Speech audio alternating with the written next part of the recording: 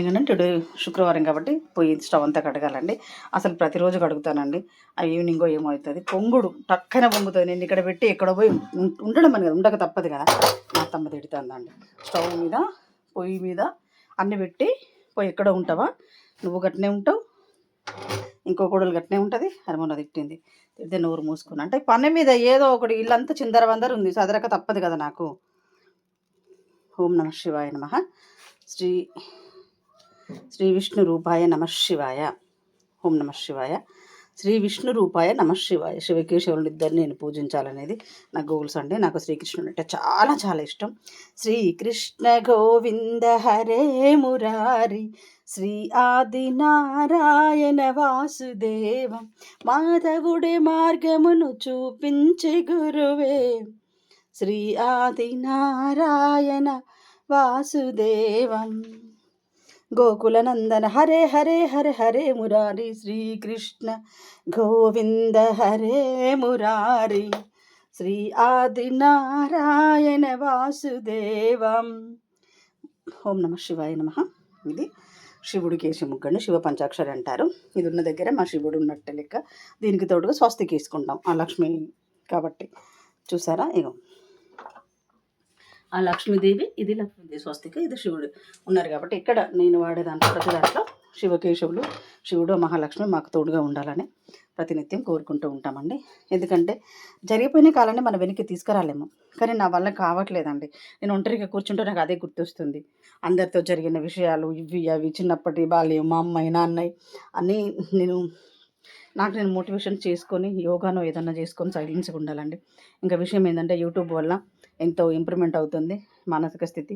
ఎన్ని మానసిక స్థితులు వచ్చి ఎక్కడ పడ్డా కూడా మనకున్న వేదన పోదు. సడన్గా గుర్తొస్తాయి. అందరు ఎవరమైనా తోడబుట్టిన వాళ్ళ ముక్కలమే ఉండం కదా. కజిన్స్, మేము, మీరు అందరు కలిసి బాగుండాలనుకుంటారు కదా. మళ్ళీ నేను విచ్చలు విడి అందరితో ఫ్రీగా ఉంటాను. ఎందుకంటే అందరి లోపాలు నేను తీసుకురాను, ఎంచనండి.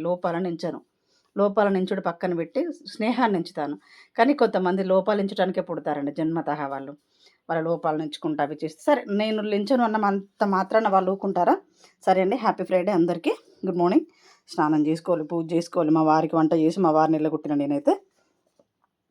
ఆయన వెళ్ళడం పెద్ద టాస్క్.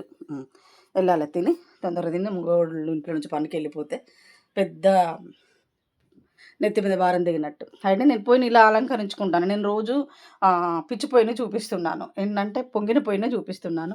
నాకు టైం లేకండి. నాకు ఎన్నో గోల్స్, ఎన్నో ఆశలు, ఎన్నో ఆశయాలు చాలా ఉన్నాయి. కానీ 8:30 to 5:30 ఆఫీస్లో ఉంటే అన్నీ అవి ఆశయాలు అవుతున్నాయి. ఎందుకంటే ఎంతో కష్టపడి దేవుడిని వరమడుక్కున్నాను. దేవునికి ఎదురీది చాలా రోజులు పూజలు చేసి 45 రోజులు మండల పూజలు చేసి ప్రాతకాలాలే సూర్యోదయానికి ముందు వెళ్ళేసి హనుమాన్ టెంపుల్కి వెళ్ళి అవన్నీ చాలా చాలా పూజలు చేసినండి. ఒక అగ్నిహోత్రం లాగా నిష్టగా ఉండి అన్ని పద్ధతులన్నీ పాటించి నేను వరం అడుక్కున్నానండి. నేను జాబ్ చేసుకొని బతకాలి, ఒకరి పాదాల దగ్గర ఒకరి దగ్గర ఆధారపడకూడదు అని నేను చాలా రోజుల నుండి ఆశపడి మహాదేవునికి ఎన్ని పూజలు చేశానోనండి. నా జీవితానికి సరిపడ పూజలు చేసుకున్నానండి. నాకు జాబ్ రావాలని మొక్కుకొని జాబ్ వచ్చింది. దేవుడి దయ వల్ల చదువు వచ్చింది. B.Ed కంప్లీట్ అయిపోయింది. ప్రజెంట్ పీజీ ఉందండి. నాకు అసలు బుక్ తెచ్చి చదవడం అయితే లేదు. నేను బుక్స్ తెచ్చుకోవాలి. జూన్లో ఎగ్జామ్స్ అంటున్నారు. చెప్పుకుంటూ పోతే చాలా టాస్క్ ఉంటుంది.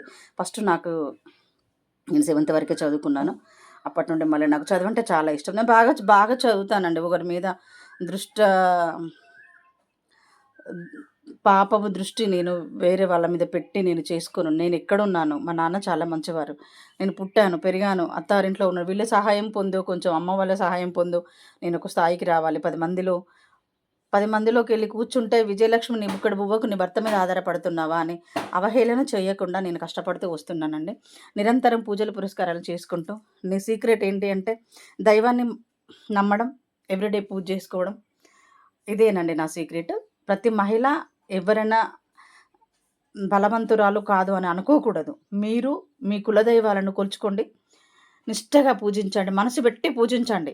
ఇంకొకరి మీద అవహేళన చేస్తూ ఇంకొకరిని అనే బదులు నీ కాలమేంటో నువ్వు చేసుకుంటే నీకు ఎంతో మంచిదండి. అలా చేసుకొని నువ్వు పూజలు చేసుకో. భగవంతుడు నీ ఎంబడే ఉంటాడు. ఆ భగవంతుడు మనల్ని చూస్తలేడు కావచ్చు అనుకుంటాం మనం. కాదు, నీ ధర్మమే నీ సాక్షి.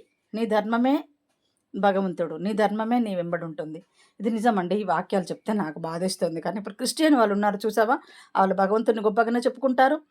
అది మనం గూడా వాళ్ళని చూసి నేర్చుకోవాలి. ఒకరి కష్టమొస్తే నవ్వకూడదండి. 10 మందెళ్లి వాళ్ళకి సహాయం జేసొస్తారు.